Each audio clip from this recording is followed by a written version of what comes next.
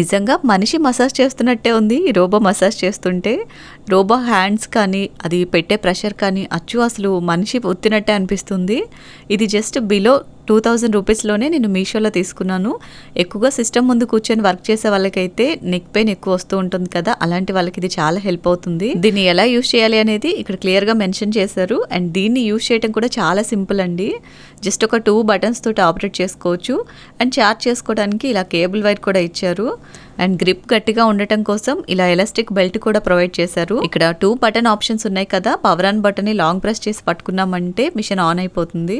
చూడండి అసలు ఎంత బాగా పనిచేస్తుందో.